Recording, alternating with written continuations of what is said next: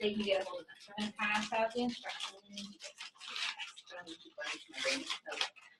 So the way it works is, I'm recording you so we can share this. Okay.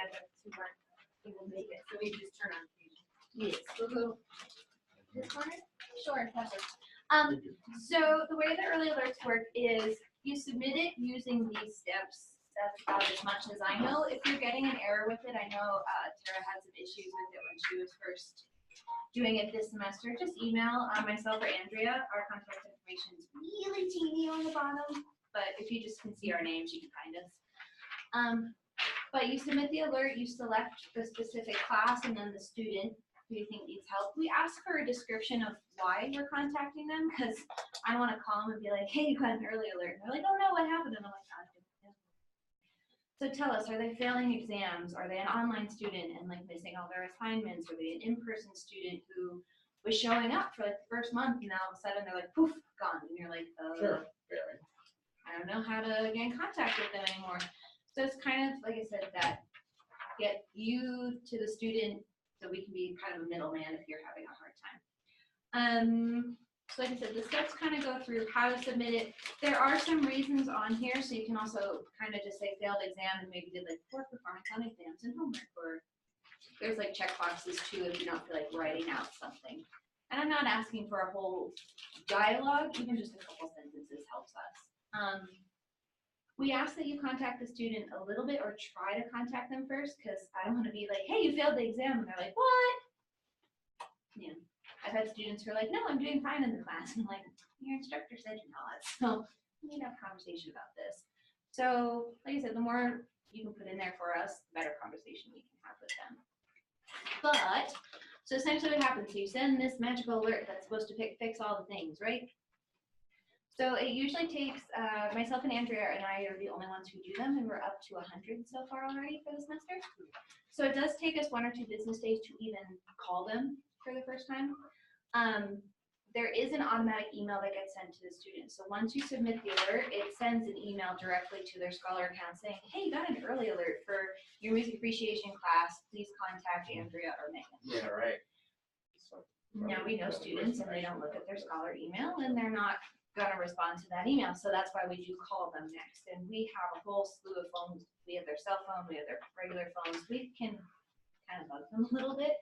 We also have their personal email. So if we get their voicemail, we'll leave a message. Then our goal is to make at least 3 contacts. So we'll leave a voicemail, don't hear. Try again, leave a voicemail, and send a follow-up email to their Scholar and personal account saying, hey, you need to call us. Right.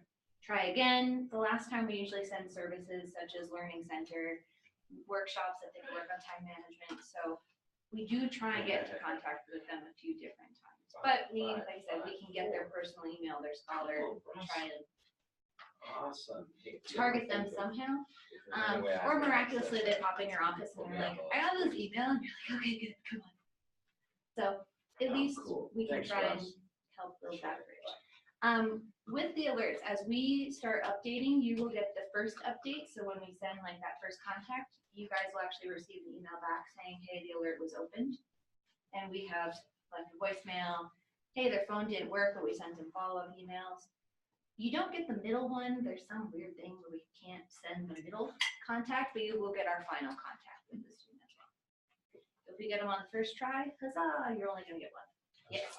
Sorry for a question about that, because I know you said you have like 100 or over 100, so that's a lot. But I sent some early alerts like over a week ago, so now I'm just afraid that maybe I didn't do it. What was your name? Samantha. The last name, Fitch. I think we have some. Okay. Okay, just making sure. Yeah, we probably started them, so you might have saw those emails. But we're probably going to be finishing them this week. So you might not have got the middle, but hopefully you'll get the closing email. Okay. Did you get emails with any of the initials? Or hello, is this okay, these I'll check it. adjuncts that are looking for a meeting? So I'm worried that maybe I didn't write. I'll check Oh, it and then hi. I'll Yeah. and be like, yeah, we did get those. Okay. Yes. When do we make a determination that the Okay. student might need your Great, assistance? great, and you As know how to opposed get to dropping for not participating? Yeah, Such as an online Sure. class. Yes. So, Yeah, I you think know, they I know were- your departments we're- have certain we're, policies, like if just they don't weren't participate in quite an online communicating class for a certain number of do this, weeks or click days. this link.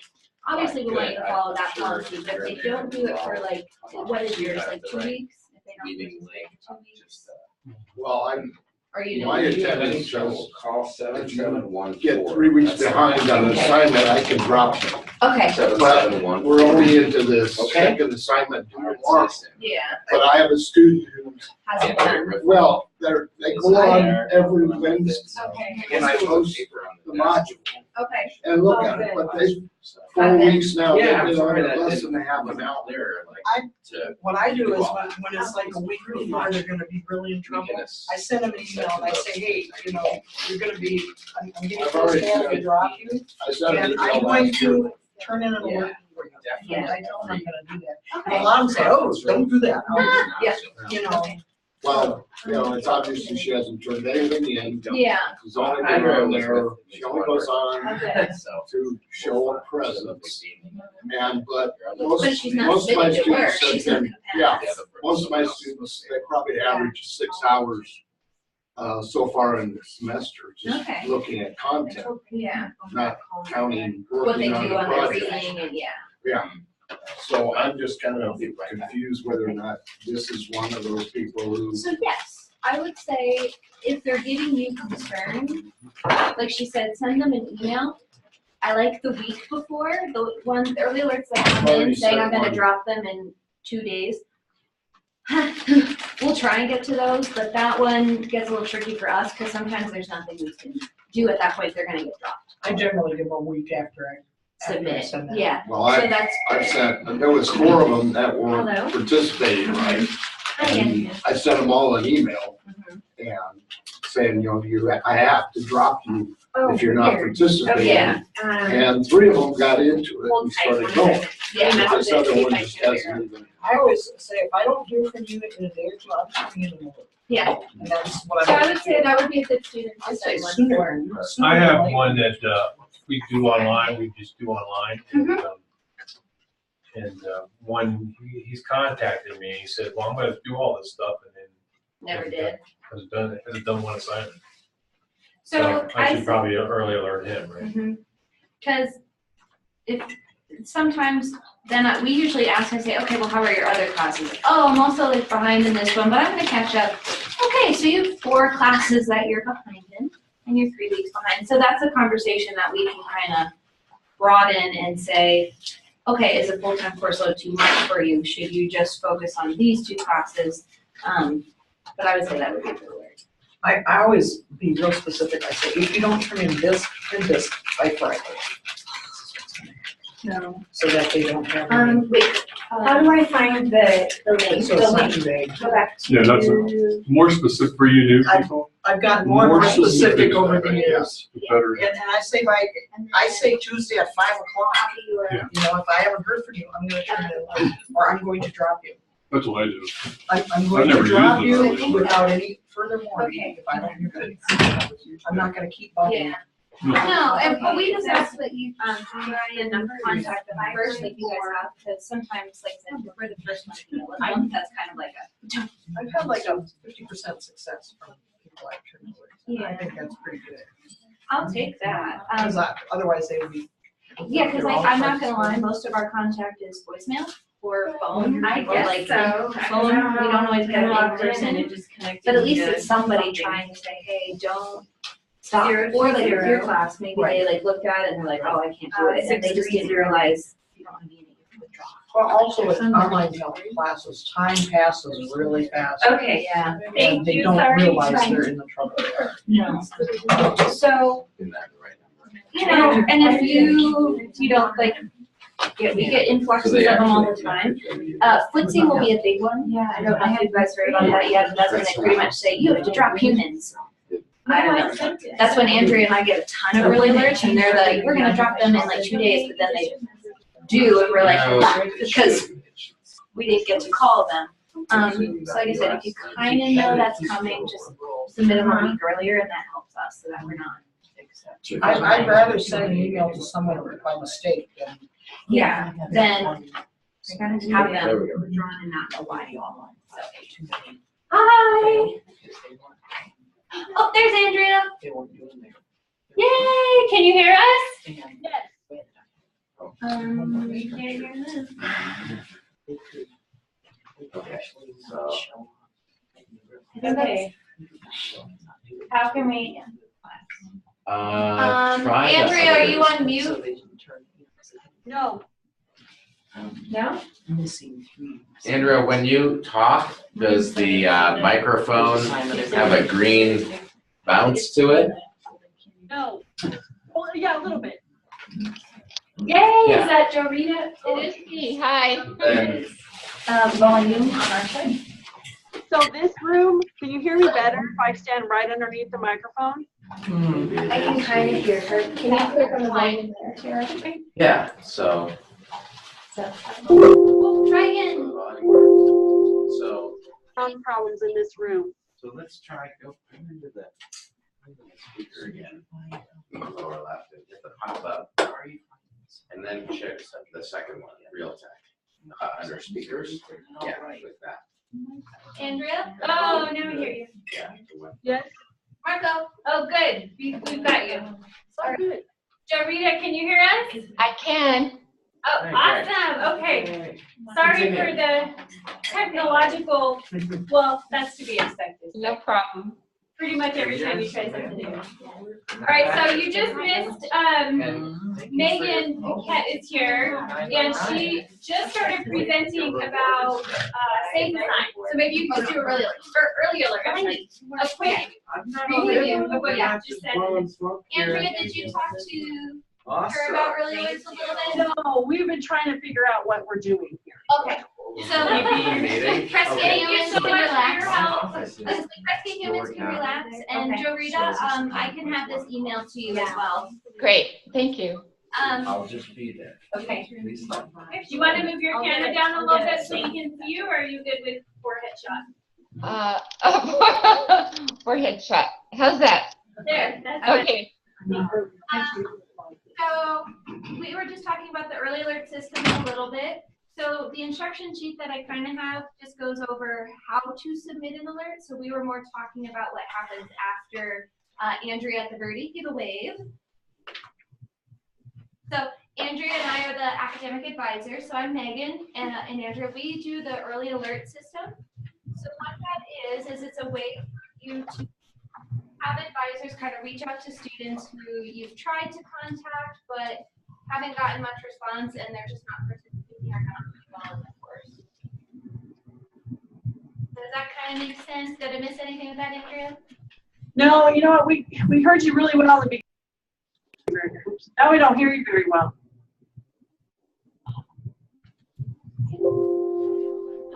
Let's see.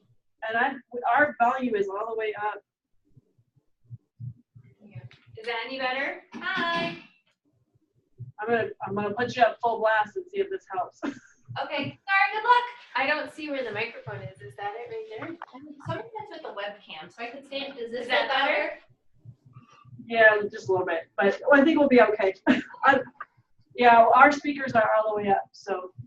Who do we have over there on the Verdi side? Thank you for coming. It's Bonnie Wright. All right. Did you get a lunch voucher? I know. Is that what's in this envelope, maybe? Yeah, they should be in there. So be sure to get some lunch. Okay. I'm gonna have to read it via Zoom. Perfect. Great. We would normally go around and make sure everybody knows one another, but since we're 22 minutes in, we'll just let Megan keep that early alert. So essentially, like I said, Jorita will email these, and then Andrea gave you a copy at the Verdi.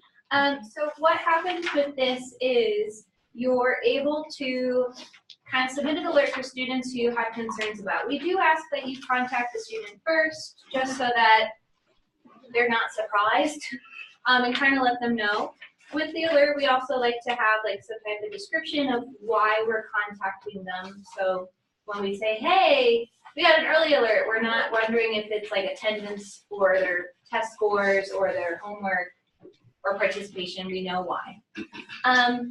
So with early alerts, what kind of happens is when you first submit an alert, Andrea and I get an email that says an alert has been submitted, but the student also gets one that says an alert has been created for this specific class. Please contact Megan and Andrea. Yay! So after that, it usually takes 1 or 2 business days for Andrea and I to contact the students. We're at about 100 right now. So Andrea and I are feeling the burn of contacts. So like I said, that's why we asked for that 1 or 2 business days. If you think you're going to be dropping the student, try and give us at least a week so that we can make a couple of contacts to reach out to them. Because like I said, with that 1 to 2 day gap, it can take us a little bit. Business days, Megan. Yes. I got one that Thursday and they were dropped Tuesday, and that doesn't give us enough time to make a lot of contact. Consider we're not here on the weekends. So while you guys unfortunately get to grade on the weekends, we do go home. So, you know, keep that in mind too. But with that, so once the student is contacted the first time, we usually try and at least get them by phone. So if we can't get them directly, we will leave a voice message.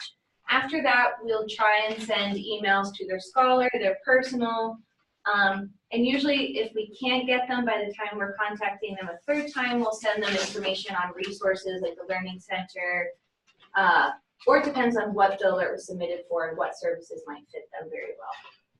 So we try to make 3 contact attempts. The goal is within, you know, 7 business days a week, or 7 days. So hopefully that's what you'll see happen, but we just got a whole bunch, so yeah. Do you have a lot that you never hear from again? Yeah. But the odds are if you submitted one, a lot of times if they're not doing well in your class, they're not doing well in several, and not all instructors are really taking advantage of the system yet.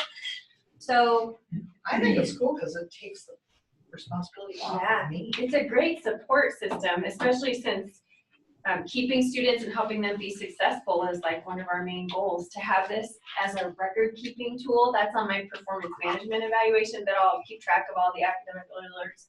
And it seriously takes 2 minutes to submit one. It's, and it keeps me from feeling like I have to keep bugging them. Yeah. And Because you know have better too, resources than I do for content. that if you have an athlete, you have double leverage, because you can contact their coach, or Scott Farnsworth will put you in contact with their coach. And if you're having any kinds of problems, they'll get right on it and support you in getting students to turn in work or do whatever you need them to do, because they do not like to see athletes fail. And I mean, they have a lot to lose with scholarships and other things, so. How do you know if you have an athlete on your roster, if you're? It doesn't indicate, well, Class. online, most coaches tell their students to come, tell their athletes to come introduce themselves to you personally. So I know I have a volleyball player because she came, shook my hand before the semester started, handed me a list of the, you know, a lot of times I'll hand you a list of their schedules if they're gonna miss class because of a soccer game or whatever. Right. When you have them do introductions, if it's an in-person class, you know, you can ask them to mention what on-campus activities are you engaged in. I don't think I've ever had an athlete that I didn't know was an athlete, but online classes, I'm sure it's easy to. So if they don't share that information, you may not know. Because they don't need to share. Well, and about midway through the semester, if you do have an athlete, they'll ask for what is it called? An athletic progress report. Yeah. And so then you'll know for sure if that person is an athlete. So they stay on them pretty good. So that's kind of the gist with the early alerts. Did you want to add anything, Andrea? No, I think you pretty much covered. If you're having issues, just email the early alert email, and we'll try to figure out what's going on. Try is the key word. Yeah, no, I set 3 in because I tried to call, and I'll get with you on mine because I finally was able to contact a few of them, but their phone numbers are disconnected, or they don't reply to their email. And I mean, there's only so much you can do. You're not expected to hold everybody's hand, but it is good to just touch base with them. And you know, it's amazing how many of my students I call and say, "Where have you been?" And they're like, "You're the only person that cares about me. You're the only one that's worried about." They like really, even if they are unable to complete the class or have extenuating circumstances, just knowing somebody on Yavapai College cares enough to give them a phone call is really meaningful. I wrote to one student who had his students, and I said, "You haven't done anything since the first week of class." He says, "Oh my gosh, I forgot I have this class." Yeah, I said that too. I didn't busy know and it was caught up, yeah. online, or yeah. Sometimes it is a legitimate thing that you just. Goes online. That's Yeah. not really legitimate. Well, somebody's, somebody Well, I died, kind of something like believed that. him, because he got busy and did the stuff, and just Yeah. kept caught up some stuff. I teach a class for current teachers that they need for certification.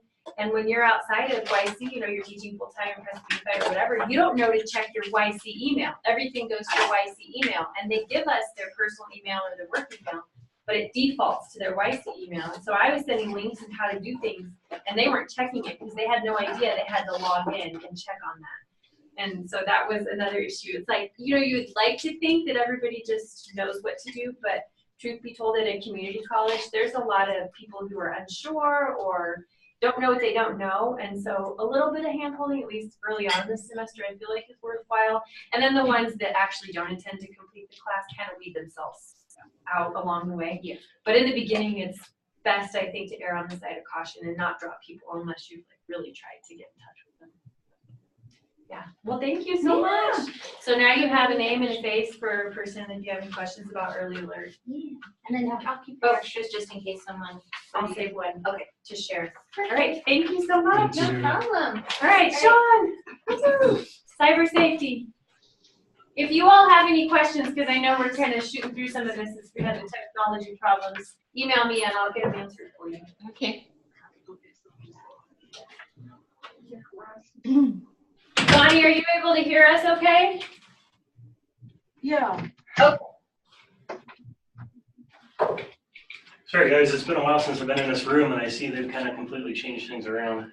I had Right my there. stuff together, I would have come into this room a couple days ago. So we're gonna play the stick this in random ports and see what happens game. You want it right there? Is this where it's going? I think, I don't know. Yeah, put it in there. Huh? Yeah. That's the computer. That's Well, the all I- computer's actually right here. Oh, we'll trust you. You're the technology guy. Well, I came early to try to figure it out and it was locked. that's to be expected. All right. Now we'll let the viruses proliferate through here real quick. Okay, what do I do? Just Take do no the action? open folder. And if you can go to recent. And then fall 2017. Do we have the clicker technology, maybe? All right, and you all see the screen, right? It's black, it's blank right now, but hopefully. Did I just do the wrong thing? Yeah, go back over here. Yeah. The folder, and then double click that, and do ask me later. And hit accept. Okay. Perfect. And if you can just go to slideshow.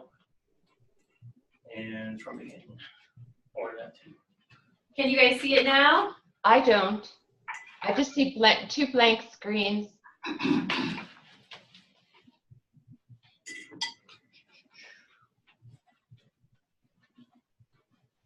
Like that. Any better now? No. Hang on, it's not pulled up yet. Do you? No, none of us see it. Oh, do you see it now? I do not. I don't know about Verde Valley, but I don't. No. I don't see it. Okay, Yeah, so we can share.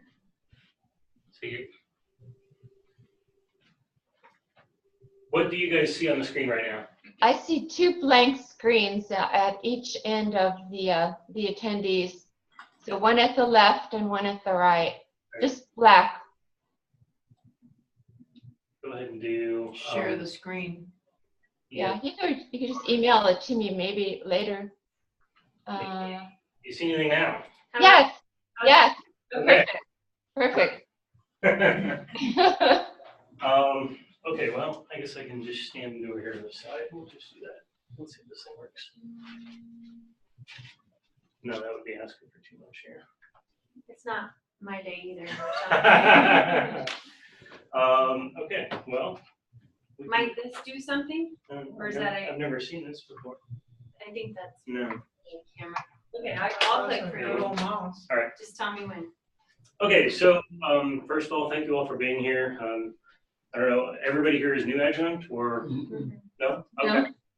All right, well, welcome back. Experience. So we're gonna get through this real quick. I want to leave a lot of time for questions and answers. So real quick, my name is Sean Hagan. I'm the Chief Information Security Officer here at Yale Bay College. I've been in this role for about 1.5 years. Prior to that, I spent 12.5 years in charge of the website. So ironically, I spent 12 years kind of creating all the problems, and now I get to spend the next however long I'm here cleaning them up. So goals for today, if you want to go to the next slide. I want to go over some recent trends, discuss social engineering attacks, how those manifest themselves and how they might impact you guys. Talk about some data breaches, explain ransomware, malware. You've probably heard all this stuff at this point. I mean, it's been so pervasive in the news, so we're going to go fairly quickly. And if at any point you want to stop and dive deeper, just let me know. We'll talk about 21st century hygiene and some compliance considerations that are specific to the college. And then, of course, we're going to focus a lot on how to protect yourself at home. Okay, so first things first, ransomware has obviously been in the news recently. It's kind of the big new thing. Originally, it was obviously just intended to make money, and now it's kind of taken on a whole new thing with the outbreak over in the Ukraine that kind of made it actually around the world. And that one was actually designed literally just to wipe the drive. So there was no way that anyone could have ever recovered the files from that outbreak, but they still made it look like you could get it if you paid the money, and people did. I think they made somewhere between $50,000 and $300,000. And this is for a thing that was specifically designed to just delete everything and there'd be no way to recover it. So that might be the trend going forward, I don't know. But if you're hit with ransomware personally, you know, if you can at all avoid it, don't pay ransom, restore from a backup that you have. If you're not backing up your files now, particularly if you're not backing them up to an offsite location, it's probably a good time to start. If your house burns down, you don't want to be running and trying to grab your computer. So they're not necessarily doing it for the money anymore, and that's kind of an interesting thing. And the supposition is that that one was actually originated by the Russian Federal Security Service, specifically to target Ukraine. The program that they got it in through was actually Ukrainian accounting software, and so it was a very specific targeted audience.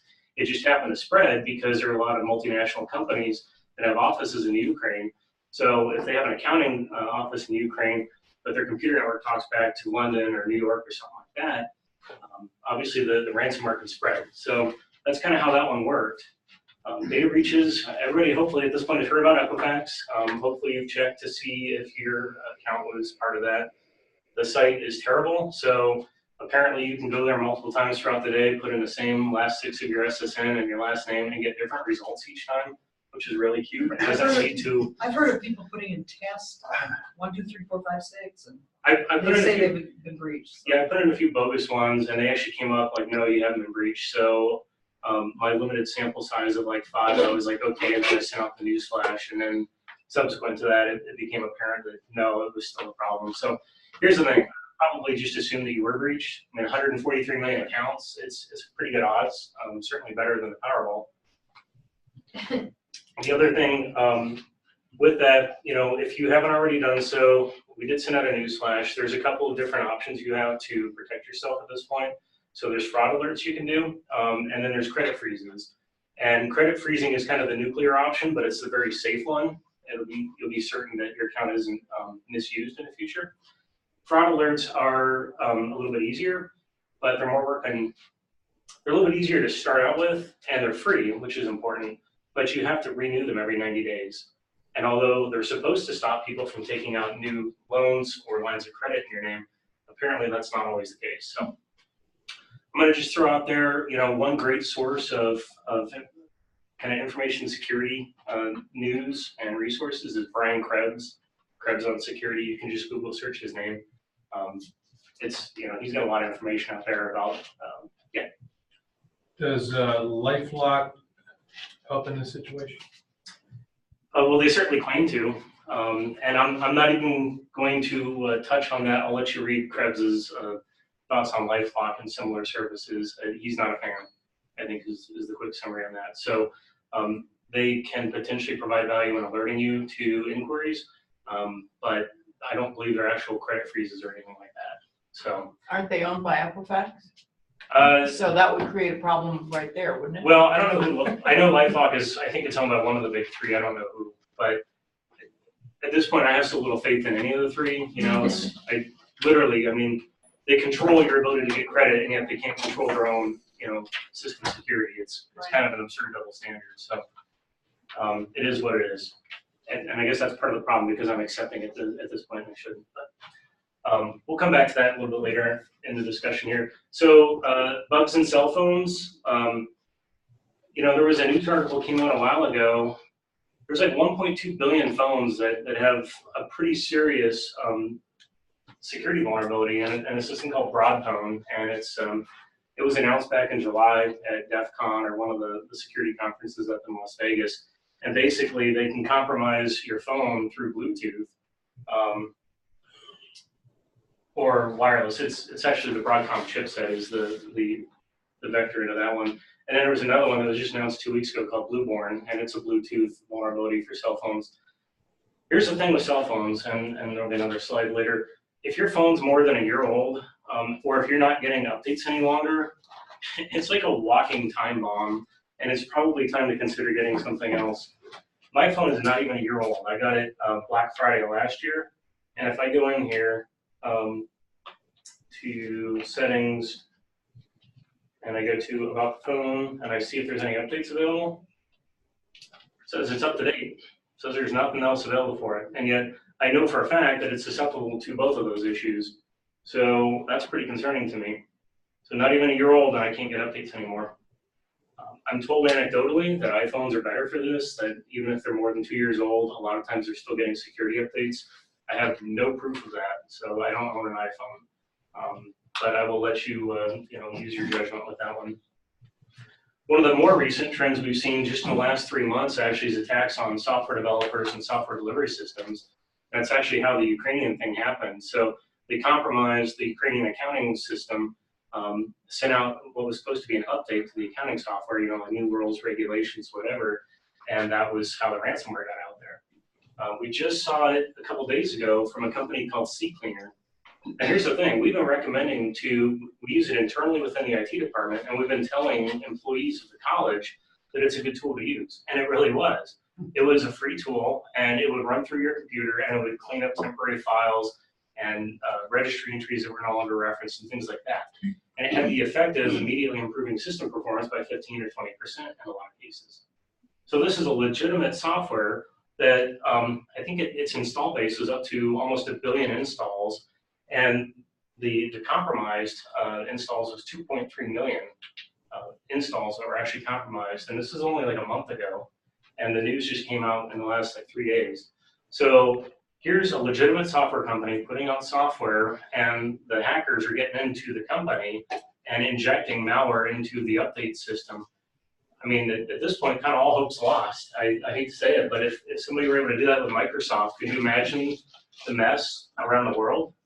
So is it hard for you to sleep at night thinking about this thing?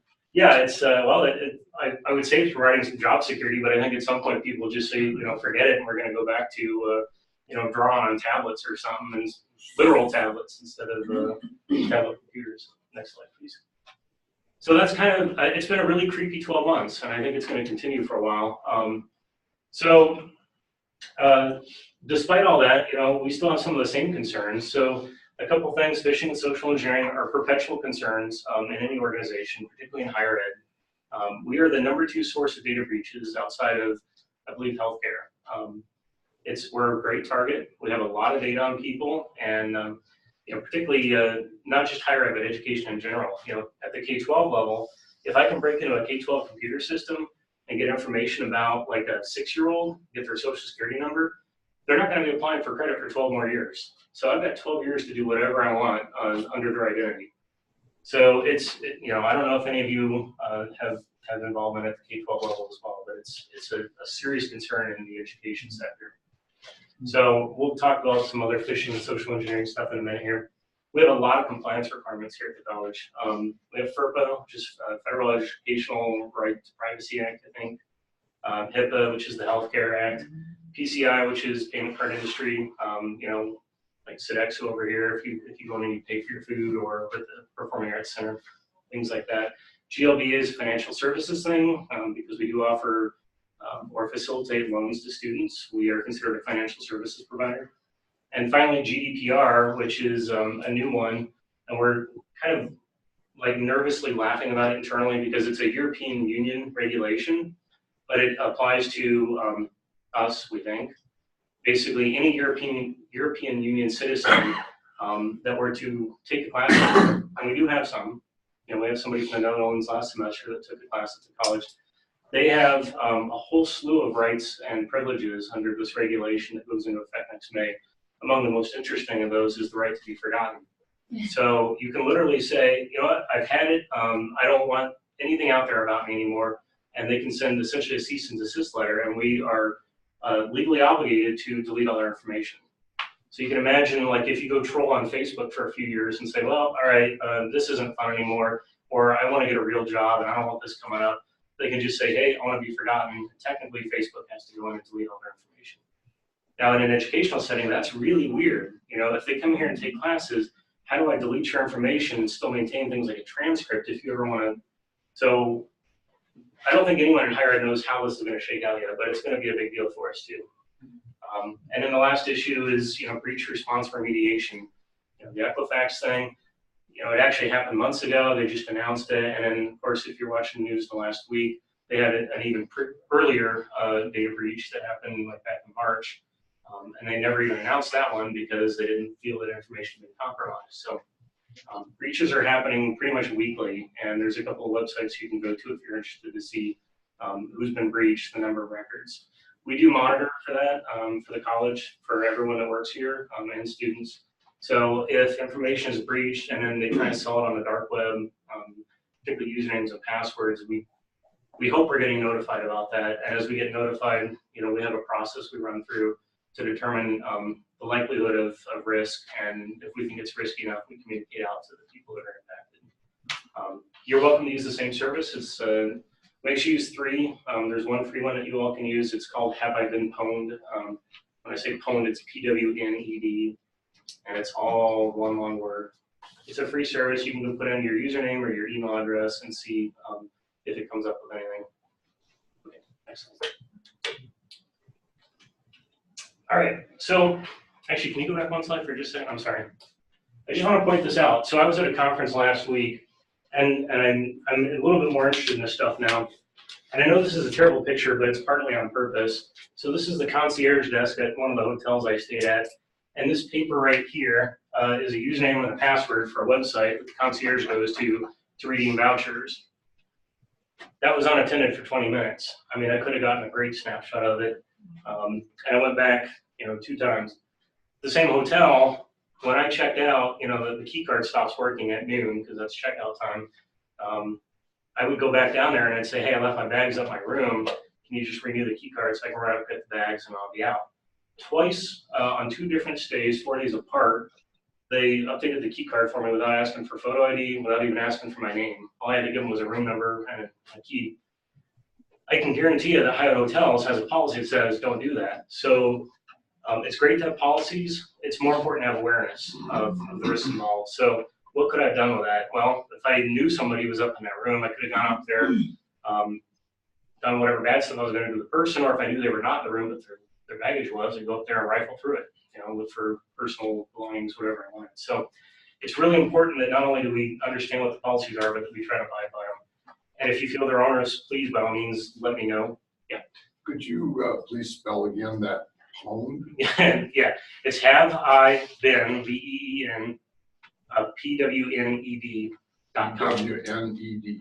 Yeah, and I'd be happy to, you have everybody's email. Yeah, I if you can send want out to an email email it to afterwards. me, I'll send it out to all of you. Okay, next slide. And since I'll forget to mention it here, so this is a conference call I was on, and you know, there's a whole concept of security awareness, and it escapes. These are security people in higher ed, and this is a whiteboard, and the whiteboard has phone numbers, it has IP addresses, it has projects they're working on, and it very well could have usernames and passwords written down. And it's just one of those things that even, you know, I don't want to say the best of us because there's no best or worst. People that should be intimately aware of these issues are failing to take precautions. So it's trivially easy to start up the webcam on laptops, you know, so or that's sitting above your computer at work. just be aware of what's available out there. Okay, so social engineering, there's a number of different ways that happens. The most common is email. That's typically called phishing. So I send you an email and purport to be someone and get you to click a link that you shouldn't click on. If we have time at the end here, I'll show you a couple websites that are pretty creepy that we saw 2 weeks ago at another conference that give you a lot more detail about people than I knew was personally or accessible publicly. Other ways of phishing people, telephone, I call you on the phone and say, hey, this is Sean from the help desk, and there's a problem with your computer. We need to reimage it. Can we get your current username and password so we can set up the new computer? No one from the college is ever going to ask you for your password. It should never happen. If they do, I'd like to know about it, actually. Not to get them in trouble, but just have a chat with them. There's no reason why we ever need your password here. If we have to, we'll just reset it. And then we tell you, what the standard is, or we walk you through other ways to do it. There's two other common things that are in social engineering. One is SMS. I'll show you a slide at the end that's got some examples. I don't know if anybody's ever seen these or not, but typically they purport to come from your bank, and it'll be a text message that you get, and it'll say, hey, we detected fraud on your account. Please call us at this number, and we'll walk you through some things. It's trivially easy for me to set up a 1-800 number with a professional sounding automated IVR that's like, hey, this is Wells Fargo. Please enter in your 16-digit card number, and then please enter in your expiration date and your CID number. It would take me all of 30 minutes and maybe $25 to set that up. That looks surprisingly like an actual fraud alert. I got a fraud alert. That's on my text. Yep. But they didn't ask me for anything. They said, go to the site and call the number you find. That's typically, so if they're directing you to a specific site or asking you to call a specific number, I would always say no. Pull your card out and look on the back of it. It's got a phone number to call. Use that number. Go to the website that would be the real one. I haven't heard a lot of reports of that this year, so I don't know if that's trending off. Maybe we're just not hearing about it.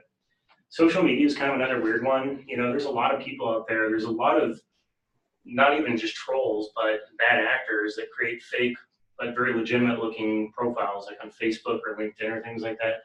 LinkedIn is like the #1 way to hack a company now, because you go friend a bunch of people that work there and you can see all kinds of detail about the systems that they run, even the versions of applications that they use and who's responsible for what. And I'm guilty of it because I have a LinkedIn profile. I don't put a lot of stuff out there, but there's enough that you would know some of the things that we're working on. Friend request from Nigeria. The Nigerians are surprised. They continue to be pretty active in this space. We're on a higher ed security mailing list, and it's got 600 different schools and other not-for-profits that are in research. And Nigeria is like the #1 or #2 list of IP addresses that comes up regularly. So, and it's happening constantly. People still fall for that. But here's the thing. Overall, with information security, the risk of getting caught or prosecuted for 99% of these people is basically zero. It's as close to zero as it could be. And the reward is great, because if you live in Nigeria or in Eastern Europe and the average income for a year for someone is $1,200 or $2,000 US, you can make that in 30 minutes with a carefully crafted phishing campaign, and no one's going to prosecute you. Frankly, I wouldn't be surprised if some of the authorities over there kind of think, hey, great, good on you, give me some money and we're good. I have no idea. And I don't want to insinuate that is what's happening, but I think it could be. Okay, so some best practices, very simple stuff. We would ask that your YC password never be reused anywhere else, not for any other account.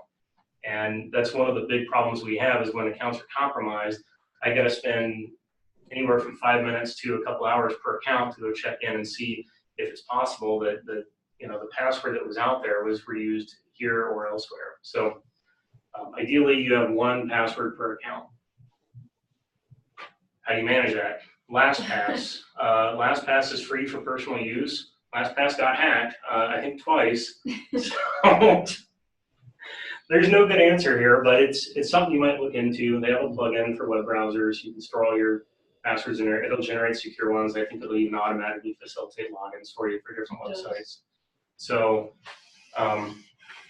there's apps you can get for your phone, but I'd be pretty paranoid about those. Never log in to import stuff from a public computer. You know, never go to like the library, use one of their computers and log into your banking information. Ideally, we would ask you not log into the college website.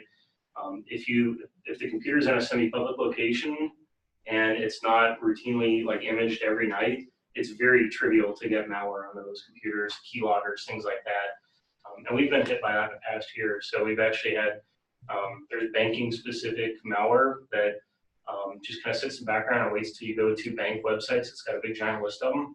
And when it sees one of those, it perks up and it starts recording everything you type in, including taking screenshots every few seconds.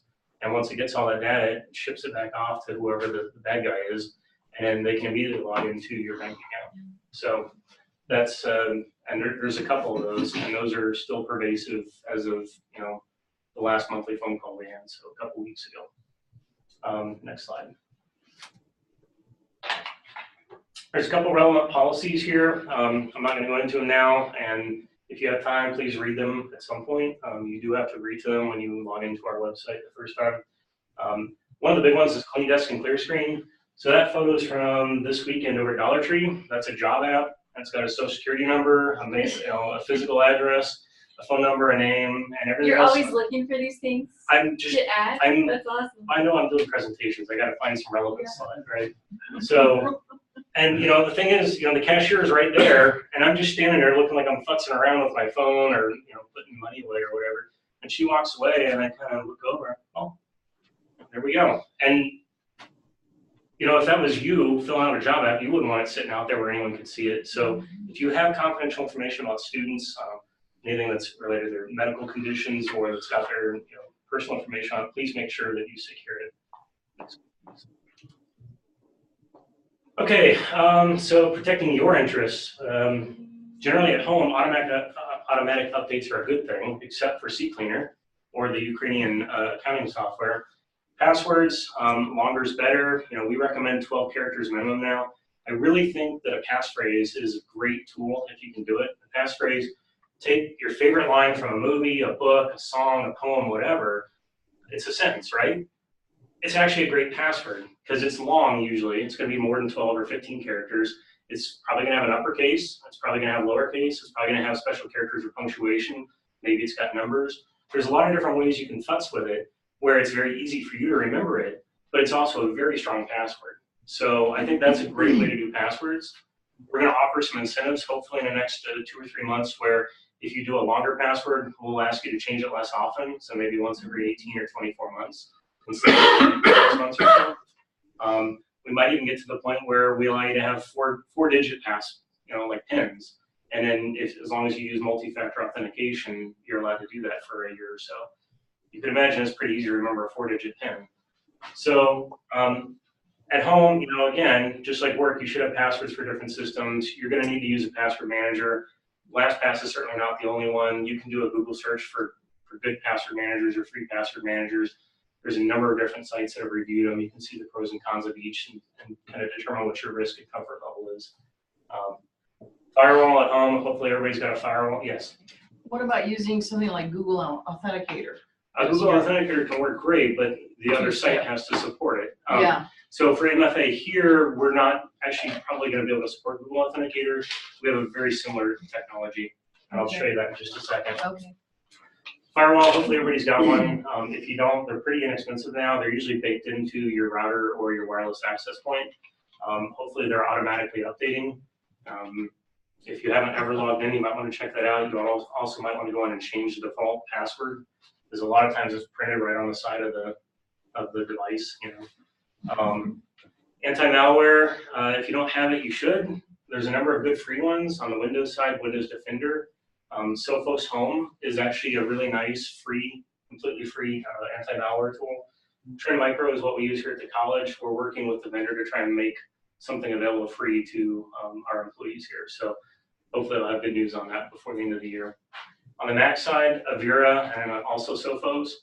I'm seeing just as of this week an uptick in reports on the Mac side of keyloggers and other Trojans and malware being seen on Mac computers. So that surprised me. I always had this kind of thought that Macs were kind of immune from a lot of that, but that's not the case. There's ways around that. Yes.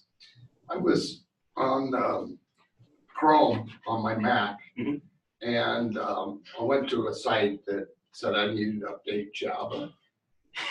And all of a sudden I get stuff from McAfee and Yeah. all these security things. And now when I log on to Chrome again, the screen jumps and these things pop up. So I just delete Chrome and No, reinstall it. I would go well beyond that at this point. I'd probably go ahead and re-image the whole computer. It doesn't seem to affect any other program. I would just be paranoid Is that that a it's out there Mac? somewhere Yeah. else. Can you go on your time machine and? get Possibly time that. I mean, I think that there's even attacks against Time Machine that corrupt Really? earlier backups. So if I were you, if I wanted to err on the side of caution, I would absolutely just restore from or reinstall the original operating system. And it's going to be a big hassle. I might even just plan a trip down to Phoenix and go to the Apple store and see if they can help you out. But I wouldn't mess around with something like that. Okay. So 2 minutes. I know. Internet of Things, you know, I've got a really cool new gadget at home. It's called a Furbo. It lets me see my dog and send it treats and talk to it and stuff. And it was the greatest Mother's Day present ever. I'll just mention that in case anybody needs something for their mom. But it's connected to the internet and it's got a constant two-way audio video. As a security guy, that scares the hell out of me. But I'm accepting that risk because of the reward of having the convenience of being able to check on my dog who is, you know, very ill, and having my parents be able to check on her as well. Would I normally do that? No, probably not. But you know, everything is a unique evaluation. There's no hard and fast rule for anything in information security, I don't think. We've talked about social media safety. I saw a crazy presentation. We'll try and do another in-depth session for anybody that wants to attend. We saw this thing 2 weeks ago. This woman was showing how she, you know, she's a professional investigator, and I thought, oh, big deal. But she actually works for law enforcement. And her whole deal is open source intelligence. So, and her thing is she starts out on Facebook or LinkedIn, or she even combs federal elections information for donations that you've made, because you can search by job title or employer, things like that. And once she starts to get a little bit of information, Facebook, even if you've got it restricted down to just friends being able to see posts, there's other sites where you can derive little bits of information. Because maybe your friends don't have their profile restricted, and they've liked a picture or they've RSVP'd to an event or things like that. She said the other number one source for her is kids of people that she's investigating, because the kids invariably don't lock down their Facebook profiles or their Snapchat? let's see their Instagram, thank you. And of course, you all know that any picture you take that you put on Instagram or Twitter or Facebook generally is going to have geolocation information associated with it. So it's got time, and it's got down to a very small area where you were. And there's a couple of websites and apps for phones that you can just say, I want to see in this general area who's been posting. And it'll show pictures. And then, I mean, here's the thing, if you want to break into somebody's house and you know they're out at Disneyland posting pictures right then and there, you know they're not home. It's not like they're advertising that anywhere, but you can figure it out. So there's things you can do to turn off geolocation tagging on your phone. You might want to do that. We'll hopefully have a more in-depth session on social media security going forward. Next slide. Hopefully we're getting the, this is the examples of the text messaging abuse. You know, they look pretty legit, a lot of them anyway. Next slide, thank you. So where we go from here, multi-factor authentication for everything and everyone. I was getting gas Friday night in Phoenix. I'm back from a flight, and I got a SMS message from Twitter saying, here's your login code. Well, that's weird, I haven't logged into Twitter in months. Well, my credentials were breached years ago, and I don't know, LinkedIn or one of the other breaches. I never changed my Twitter password because I never use Twitter. But somebody else had the credentials because they're floating around on the dark web, so they're trying to log into Twitter. Because they turned multi-factor authentication on, they can't log in to my account even if they have the right password until they do the other part of it. They don't have my cell phone yet, so they can't log in. But it happens all the time. So for every one of your social media accounts, if your bank supports it, for anything else, I highly recommend turning on multi-factor authentication. It slightly slows down the login process, but the peace of mind is absolutely worth it. Social Security now every single time. Yeah, Social Security Administration just turned on a two-factor, and it's kind of weird because they don't have any way to know if the account's already been compromised. So that's why we try and get it when you create an account. Other things, you know, disposable cell phones, we kind of talked about this. Internet of Things, you know, just if you're gonna have little things like the Furbo or some of the Nest stuff or, you know, smart thermostats, be aware that there's always a potential risk that they're not properly updated, or that they introduce a vulnerable update path into your house, literally. So you have to kind of do a risk reward on that. I have a smart home, I have a smart thermostat, I have a smart door lock, I can do a lot of that stuff on my phone. The convenience for me far outweighs the risk. And I do have a firewall, and I do, you know, I don't allow my smart home to be accessed over the internet. I have to be within physical proximity of the home. Yes. Instead of throwing away your cell phone after a year, can you root it and install a new operating system? You could root it. Rooting introduces a whole other host of potential issues. You lose some of the protections against app store abuse, things like that. But yeah, absolutely. If you're at a point where you're going to toss it anyway, why not root it and either use it for a, you know, normal use or use it as a backup phone or whatever. That's a great question. So last thing, I hope that the trends from now with email security are that the vendors are doing a lot more to protect you, because the social engineering attacks are getting better and better, and they're harder to discern from legitimate emails anymore. And hopefully for all of you, you know, as you're getting personal emails or work emails, do I know the person? Am I expecting the email? If you know, even if you know the person, but they're sending an email at a really odd hour, or, you know, they're saying, hey, I need you to do this real quick for me because I'm in a hurry. Those are always kind of things to question. That's a lot of the ways that business email compromise happens, like at colleges, is email purporting to be from the president, and they know she's at a conference, and they send an email to the assistant and say, hey, I need this, I need a check cut for this vendor for whatever, you know, and it happens because who wants to upset your boss, right? And hopefully, you know, it's a pain in the butt for us from a compliance perspective, but as a consumer, I'd love to see a GDPR thing here in the US, you know, not so much for the right to be forgotten, but just holding these businesses' feet to the fire to make sure that they're protecting your data. Because this Equifax thing was, you know, I feel bad for the two people that resigned or were fired. I mean, I'm certain it wasn't their fault directly, but somebody needs to own up to that. I think we got one or two more slides, and I can email you guys the presentation. Here's some key protections at work. No browser toolbars. I would steer clear of plugins for the most part. Always check links and emails. Reread the emails. You know, USB sticks. Like, do you know which one of these has the malware on it? I mean, if you don't know where it came from or where it was before, I wouldn't use it. You can give it to campus police, they'll give it to us. We have a system we can run it in to try and identify who the owner is, that hopefully can't get infected with anything. Students do leave those around a lot, so, and instructors too. Yeah. So anyway, there's that. You can go to the next slide. At home, it's maybe not. Okay, there it goes. Same thing at work. You know, use an ad blocker. Absolutely use an ad blocker. There's so much malicious advertising now that if you don't have complete up-to-date patching, you can get malware just from ads on websites. So definitely use an ad blocker. AdBlock Plus is free. Install programs only from trusted locations. You know, don't go download anything off the internet. Make sure it's from the original source. There's so many aggregators of downloads that you have no idea what they've done to it. Try and keep your computer up to date and your programs on firewall. Passwords, just assume that everybody knows the default password. Try and change it, you know, whether it's a printer or an access point or anything else. And if you have a home Wi-Fi network, make sure it's restricted. This is a great video. It's really scary, but it kind of drives home the point of why you need to make sure things are patched and why you need to beware of phishing.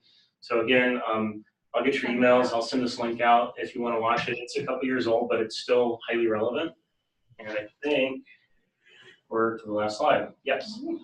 What do you know, or what's your opinion about Spybot and Malwarebytes? So Malwarebytes, you know, no problem with it. It's I don't think it's going to detect everything. You know, we tend to use a whole slew of things here. Spybot Search and Destroy. I don't remember the history of it. I seem to recall that there was some animosity towards it for something not too long ago. Well, we use Trend Micro on our home network as well. So, and we have for years. And Spybot and Trend Micro don't like one another. Yeah. So, but I would favor Trend over Spybot. Oh absolutely. yeah, no, Trend Micro is our daily, right. our malware. But then I also use Malwarebytes and Spybot. Try to do that once a week because Trend Micro doesn't find all the temporary files. I mean, Yeah, my and it's computer not gets really loaded. intended to, Yeah, you know, and that's honestly where something like CCleaner came into play, because CCleaner would do a great job of cleaning up temporary files and things that weren't being used anymore. I would like to think at this point that they're on top of their game as far as security is concerned, so I might use them again, but and then I found Malwarebytes found stuff that Trend Micro didn't, like an adware, a malware that I had Trend's on it. looking for like true malware. Right. Malwarebytes are looking for Trojans. malvertite, you know, they call them potentially unwanted programs. And they're things that aren't necessarily nefarious, but they just kind of hog resources, things like that. So I think you need to understand the difference in terms of what those two programs are going to do to protect you. Okay. So What would you replace CCleaner with? I don't know. We used something from Prairie Form, and I forget what it's called. I'll find the name and send it in the email. If you do a search for Piriform, Piriform, it does a very good job of cleaning up old stuff too, temporary files, things that aren't registry keys, programs that didn't uninstall correctly. Yeah, I can't remember the name. There's a couple other tools that we use for looking for malware here. I can send those out as well. No guarantees on them. You know, they're free, which is why we use them. So the price point is good, but you know, I do have this here if you want it, and to the remote folks, if you're still I'll online, send it out to you. we'll get it over to you. It's just some kind of tips and tricks for, you know, protecting yourselves at home. Did any of you guys that are joining us virtually have any questions? Sean, can you? No, I'm scared to death now, but. I know, right? All right, well, I it's know. almost 10 after, so I know you all have places to be. Thank you so much for coming. Don't forget our next meeting is next month on the 17th. It's only on the Presby campus, so hopefully those of you who are joining virtually might be able to come over, but we're meeting in the library meeting room. Our librarian, Shelley, has so many exciting things you can tap into.